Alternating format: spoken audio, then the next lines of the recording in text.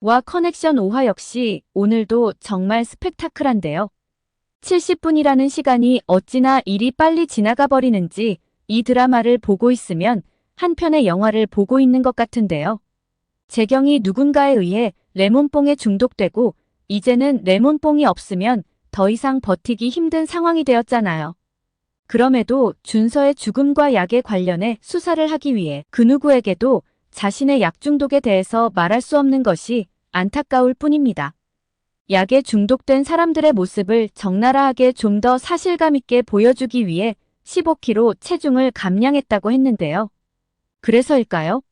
지성의 연기를 보면서 약에 중독되면 이전의 멋진 경찰의 모습은 온데간데 없고 사람이 외형적으로나 심적으로 저렇게 무너질 수 있구나 라는 생각이 들며 정말 무섭다는 생각이 들기도 합니다. 특히 약에 중독된 재경의 집에 약이 배달되는 장면은 정말 고통 그 자체였는데요. 뇌에서는 그 약을 빨리 먹으라고 하고 재경은 어떻게든 약을 먹지 않으려 몸부림치는 그의 모습을 볼 수 있는데요. 과연 인간의 의지로 끊을 수 있을까? 라는 의문이 들 정도로 재경의 모습은 처절해 보였죠. 준서의 죽음을 파헤치기 위해 드디어 재경과 오윤지, 허주송이 공조를 시작했는데요. 준서의 사건 현장을 둘러보던 재경은 근처에 있던 방앗간 CCTV를 발견하게 되었죠.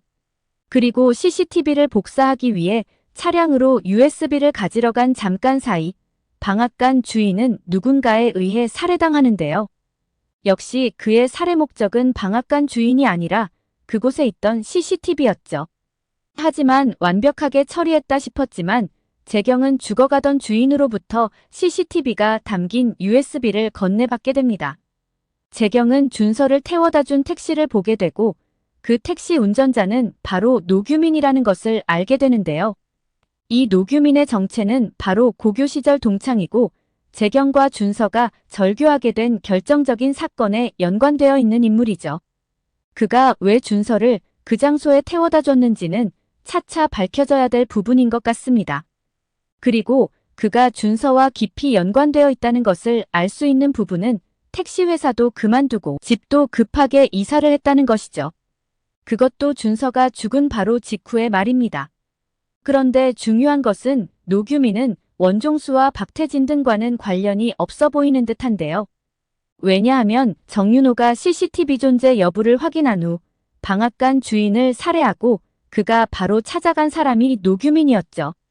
하지만 그 또한 노규민을 만날 수 없었다는 것입니다.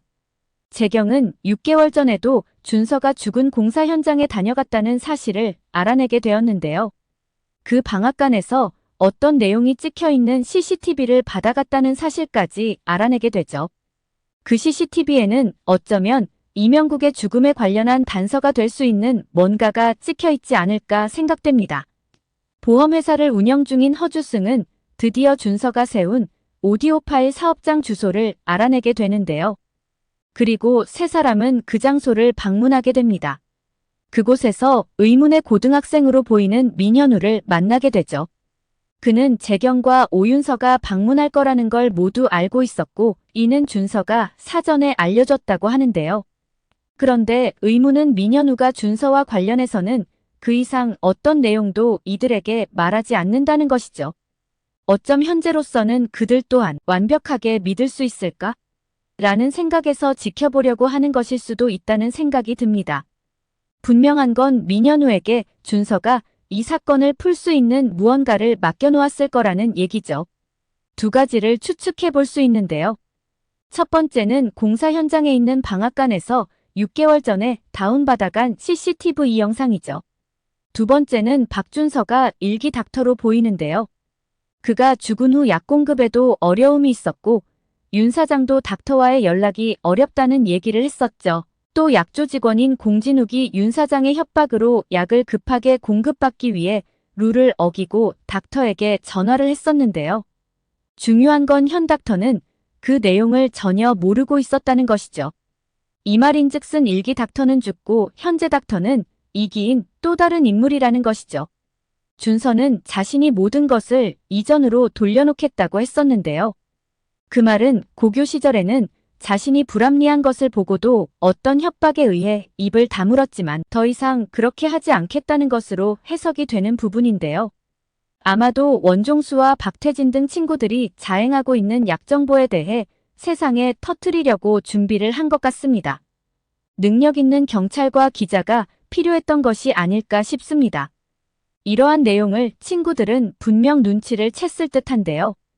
그래서 준서도 머지않아 자신이 죽을 수 있다는 판단을 한 것 같고 그것이 죽기 일주일 전에 생명보험 가입으로 이어진 것이 아닐까 싶습니다.